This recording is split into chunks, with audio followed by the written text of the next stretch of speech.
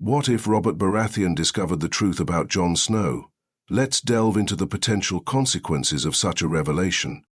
Varys quietly slips into Robert's quarters after a long and grueling small council meeting. He has been observing Ned Stark, the newly appointed hand, and growing increasingly concerned. Ned's honorable nature, while admirable, has proven to be woefully unsuitable for the cutthroat politics of King's Landing. His unwavering integrity, combined with an intelligent mind, has made him a potential threat to Varys's carefully laid plans. Varys's little birds have already reported that Ned has started prying into matters that could unravel the secrets of the Red Keep. If the wrong information reached the king, it could destabilize the entire realm. Varys quickly scribbles a message to Gerold Darkstar, hinting at the dire situation unfolding. While Varys deals with these concerns, the grand tournament of the hand provides the court with a welcome distraction. Even Robert's outburst at Cersei during the event doesn't dampen the celebratory mood. However, this moment of tension provides Varys the perfect opportunity to approach the Queen. He whispers to her about Lord Stark's strange behavior, telling her of his visits to brothels and blacksmiths, locations frequented by the late Jon Arryn before his death. Cersei dismisses his claims at first, but Varys presses on, suggesting that Ned may be uncovering secrets that could threaten their positions. He warns her that if Ned continues his investigations, it could unravel their carefully guarded truths. In exchange for Cersei's support, Varys asks her to keep Robert occupied and continue to monitor Ned's movements. Meanwhile, as Cersei keeps the king distracted with feasts and hunts, Varys receives troubling news. Ned has been seen visiting several of Robert's bastards and has come into possession of a book detailing the marriages of various noble houses. His investigation into these matters only grows more dangerous. In the midst of this, a shift occurs when news spreads that Tyrion Lannister has been kidnapped by Ned's wife, leading to a violent confrontation between Jaime Lannister and Ned's men in the streets. This skirmish leaves several dead and Ned injured, yet Robert remains indifferent. He orders that Tyrion be released, but refuses to take action against Ned, believing his actions are justified by his honor. Varys, however, continues to whisper doubts in Robert's ear. He plants seeds of suspicion regarding Ned's true motives, questioning why he would be visiting a brothel or a blacksmith. Varys hints that Ned's actions may not be as innocent as they seem. Cersei also subtly criticizes Ned's inability to control his house, using the kidnapping of Tyrion as an example. Although Robert dismisses these rumors, the seeds of doubt have been sown and they continue to grow. As Robert spends more time reflecting on these issues, he begins to see Jon Snow in a different light. Initially, Robert hadn't thought much of the boy, but now he begins to question his true parentage. Jon's Stark features, which were once inconspicuous, now stand out to Robert. He recalls Lyanna Stark's appearance and wonders if Jon could be her son. Robert's suspicions only deepen as Varys continues to feed him bits of information that fuel his doubts about Ned's actions and Jon's. Ned's evasiveness in answering Robert's questions about Jon Snow only intensifies the king's suspicions. Robert, tormented by these thoughts, finally confronts Ned in the dimly lit small council chamber one evening. He demands that Ned tell him the truth about Jon Snow, but Ned insists that he has already been forthcoming. Robert, however, is unwilling to let the matter go. He accuses Ned of lying and threatens to appoint Jaime Lannister as his hand if Ned doesn't speak the truth. The conversation quickly turns heated as Ned demands that Robert swear an oath to protect Jon Snow before he reveals the truth. Robert is enraged by this request, feeling as though his honor is being insulted. Despite his anger, Ned insists that Robert cannot truly know the full story of Jon Snow without understanding the events surrounding Lyanna Stark's death. Robert's temper flares, but he agrees to listen as Ned reveals what he knows. As the conversation unfolds, Robert's suspicions grow even more intense, and he is faced with the devastating possibility that Jon Snow may not be a bastard at all, but the son of Lyanna Stark and Rhaegar Targaryen. Ned urges Robert to be cautious, warning that some may still harbor sympathies for House Targaryen. But Robert is unable to shake the growing sense of betrayal and confusion. After all, if Jon Snow truly is the son of Lyanna, What does that mean for Robert's own children? Could they be the product of Rhaegar's blood, not his own? This thought gnaws at him as he watches his children, seeing the Lannister features that dominate their appearances, and wonders if Ned is trying to tell him something that he's been blind to all along. Despite his mounting anger and confusion, Robert tries to distract himself by embarking on a hunting trip to the King's Wood. But even as he seeks solace in the hunt, his mind is consumed by thoughts of Lyanna, Rhaegar, and Jon Snow. The rumors continue to swirl around him, and he begins to doubt everything he thought he knew. With each passing day, the shadow of the truth grows ever closer, and Robert's grip on reality begins to slip. As he prepares to face the wild boar in the forest, Robert can't help but think of the many secrets that surround him. The question of Jon Snow's parentage continues to haunt him, and the ramifications of this revelation could change everything. But as Robert's story unfolds, it becomes clear that the truth is a powerful force that can shatter the foundations of even the strongest kingdoms. On the third day, Robert Baratheon, still limping, ascends to the Iron Throne. Dressed simply, without his crown, he addresses the gathered lords and ladies of the realm. "For too long I have ruled this kingdom with a blind eye and a heavy hand," he says, his voice heavy with regret. "But the gods, in their infinite cruelty, have shown me the truth. My heir is not the boy Joffrey, nor is it the girl Myrcella, nor the boy Tommen. The blood of House Baratheon does not run through their veins." The hall erupts in gasps and scattered murmurs. Cersei, stiffening at the words, narrows her emerald eyes as she prepares to interrupt. But Robert raises his voice, silencing the court. "I will not name a false king to sit on this throne after me," he declares. "My heir is a boy of true blood, born of my beloved Lyanna Stark, the son of a wolf and a dragon. Jon Snow, the third of House Stark." Chaos breaks out in the hall. Voices rise in protest, and shock and disbelief grip the lords and ladies. They exchange confused glances, wondering if the king has lost his sanity. Cersei seizes the moment. "The king is feverish," she insists. "His injuries have clouded his mind. He is unwell and must be taken to his chambers at once." As Robert glares down at her, his face darkening with fury, part of him longs to strike her with his cane. But instead he bows his head and allows his guards to escort him away. He keeps his gaze fixed on the floor, ensuring no one can see the small smile creeping onto his lips. Cersei, however, is still searching the court for Ned Stark. She knows with certainty that this revelation was orchestrated by him. Yet, as she scans the crowd, she finds no sign of him. Neither Ned nor Renly is in the city. While Robert was holding court, Sir Barristan and Sir Aaron had escorted them out of King's Landing. Sir Barristan was with Ned, and Sir Aaron with Renly. By now, both men are far from Cersei's reach, even as she orders a lockdown of the capital. That night, another figure slips through the city's defences. Amidst the search for Ned, Sir Mandon Moore escorts Lord Royce and Sir Balon Swann out of the city, two figures whom Robert had trusted.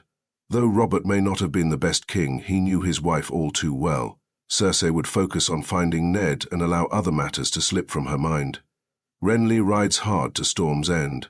Lord Royce and Balon head to the Crownlands army in Duskendale, and the Starks return to Winterfell. As they watch King's Landing disappear behind them, Ned Stark lands on Dragonstone to meet with Stannis, the Lord of Dragonstone. Stannis' grim expression greets Ned as he enters the Great Hall, with the Red Woman, Melisandre, standing beside him. Her piercing gaze locks onto Ned. "Did you receive Robert's letter?" she asks. "I did," Ned replies. "He named his heir Jon Snow, a bastard." "He's no bastard," Stannis asserts. "He is my sister's son, the son of Rhaegar Targaryen and Lyanna Stark. You were right about Cersei and her children. I owe you my survival for that, Ned. Yet, you ask me to bend the knee to another boy, your nephew, whose truth comes to light only when you're in his grasp." "I don't aspire for the throne," Ned responds. "But Jon needs advisors. You are Robert's most loyal brother. You can help Jon secure the throne." "I will not bend my knee to some northern pup," Stannis retorts. "I've never even laid eyes on this true king. I am here in Dragonstone, where Rhaelor has shown me the way to Aora High Reborn. Why would I kneel to a boy when the flames have revealed my destiny?" "Robert believed in Jon," Ned says. "He named him his heir. Will you truly defy your brother's last will?" "I will not pledge myself to anyone until I see him with my own eyes," Stannis replies. "If he truly is Robert's heir, let him prove it. I will have the truth, one way or another." Later, after dropping off the Stark family at White Harbour, Sir Barristan boards a ship bound for the Wall, where he is greeted by Lord Commander Jeor Mormont. The old knight's presence so far north surprises Mormont, but even more shocking is what Barristan has to say. Barristan recounts Robert's death, the truth of Jon's parentage, and his naming as heir to the Iron Throne. To prove his point, he places Robert's crown on the table before Jon Snow. Jon stares at it, as though it might burst into flames. "I'm no king," Jon mutters. "Even if I were, I swore my vows to the Night's Watch." "Your vows to the Watch are important," Barristan replies. "But right now we need men. One sword won't be missed, but 1,000 will be useful. As king, you could give us the help we need." "I've sworn an oath," Jon responds. "The dead are rising, and the realm is tearing itself apart," Barristan urges. "The gods will forgive you for breaking this vow, just this once, for the good of the realm." Jon's gaze falls to the crown, its gold glinting in the candlelight. Slowly, reluctantly, he reaches out, lifting the heavy crown. With a deep breath, he places it over his head. The aftermath of Robert Baratheon's shocking revelation echoed through the Seven Kingdoms like a thunderclap. The Great Hall of King's Landing had descended into chaos at his announcement, with Cersei Lannister doing her best to mask her panic. Despite her attempts to brush off Robert's claims as the delusions of a dying man, the seed of truth had been planted. The entire capital was abuzz with rumors of Jon Snow's true lineage, and the implications were profound. But as the smoke of the tumultuous revelation settled, Jon Snow found himself caught in the whirlwind of power and politics, a far cry from the quiet, lonely life he had known as a member of the Night's Watch. Though he had sworn his vows, Jon was now the very thing he had spent years avoiding, a potential king. The crown of Robert Baratheon, a symbol of a kingdom that had long been fractured and in turmoil, now weighed heavily on his head. Jon's journey towards the throne was not one of ambition, but of necessity. He had never desired power, and the last thing he wanted was to rule the Seven Kingdoms. But as the winds of fate blew through Westeros, it became clear that Jon Snow, the son of Lyanna Stark and Rhaegar Targaryen, was the last hope for peace. At Winterfell, Ned Stark sat by the hearth, the firelight flickering across his weary face. His mind was heavy with thoughts of the past, the lies, the secrets, the sacrifices made in the name of family and duty. He had kept Jon's true parentage a secret for years, a decision made out of love for his sister Lyanna, and a promise to his dying brother Robert.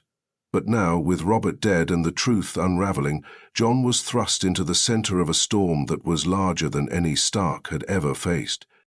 Ned's thoughts were interrupted by a soft knock on the door. It was his daughter, Sansa, her face a mixture of concern and curiosity. She had grown up in the shadow of kings, her mind sharp and inquisitive. She had heard the whispers, felt the tension in the air.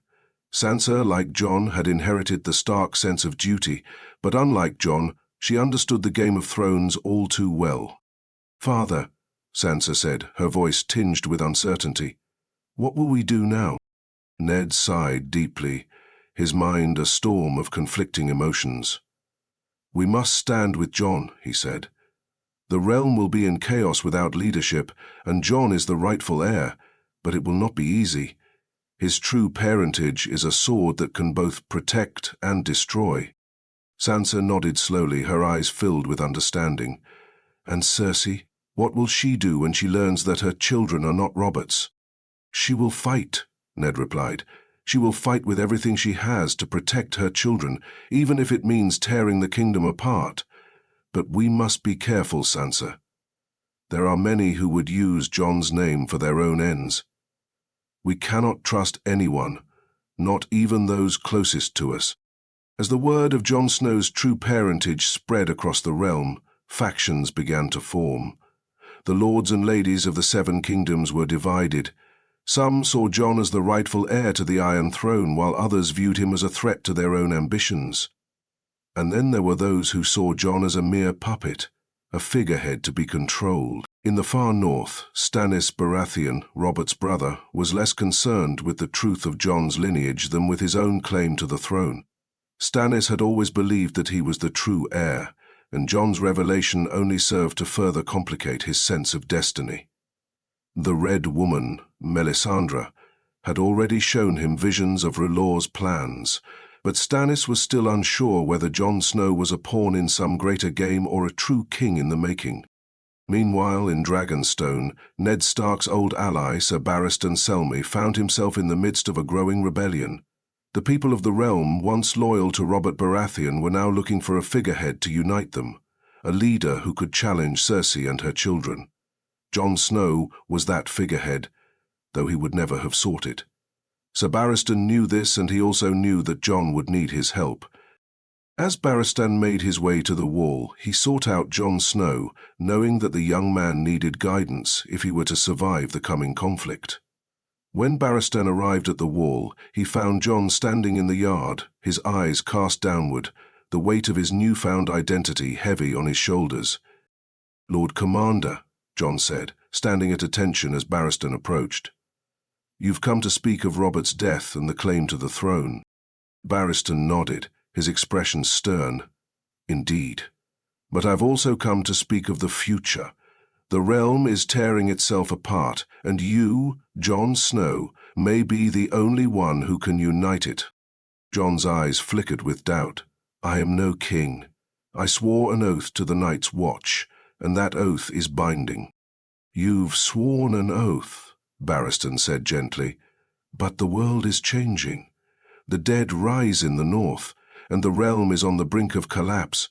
You may not want the throne, Jon, but it is your destiny." Jon shook his head, stepping back. "I cannot break my oath, Sir Barristan. I cannot betray my brothers in the Watch." "You will have to make a choice, Jon," Barristan said, his voice filled with quiet urgency. "The Watch can only protect you so long as the realm remains stable. If you want to protect your brothers, you must first protect the realm, and that means standing against Cersei Lannister and her children." Jon looked down at the crown that lay in front of him, its weight heavier than ever before. He was no longer just a member of the Night's Watch. He was a king, or at least the heir to one. His destiny was tied to the fate of Westeros, and he could no longer ignore it. As Jon Snow stood at the crossroads of his destiny, he realized that the world around him was changing faster than he could keep up.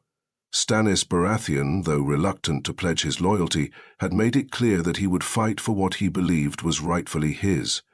But Jon knew that Stannis' ambition would only bring more bloodshed to the realm. Cersei, on the other hand, had already begun to rally her forces. The Lannister army, bolstered by the might of the Red Keep, was poised to defend the throne at all costs.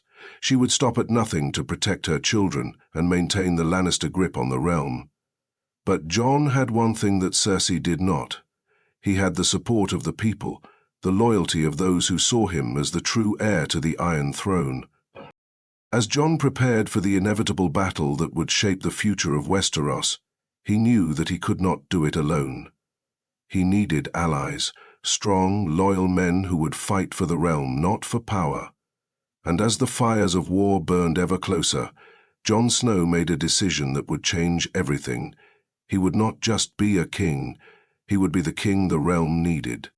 The battle for King's Landing was fierce, with Jon leading his forces against the Lannisters and their supporters. The fight was brutal, and many lives were lost. But Jon, driven by a sense of duty and the belief that he could unite the realm, pushed forward. When the dust finally settled, Jon stood victorious in the Red Keep, the Iron Throne before him. His heart heavy with the knowledge of all that had been sacrificed, Jon Snow reached out and grasped the throne. But as he sat, a new king was born. one not driven by ambition or power, but by the will to protect the people and bring peace to the fractured Seven Kingdoms. Jon Snow, the true heir to the Iron Throne, had risen not just as a king, but as a symbol of hope for a realm long divided by war and bloodshed. The fight for the throne was over, but the real battle had just begun, one for the future of Westeros. And as Jon Snow looked out over the realm, he knew that his reign would not be easy. But for the first time in his life he understood that he had the strength to do what was necessary, to protect the people, to heal the wounds of the past, and to forge a future worthy of the legacy of his mother, Lyanna Stark, and his father, Rhaegar Targaryen. The crown was his, and with it the weight of the realm.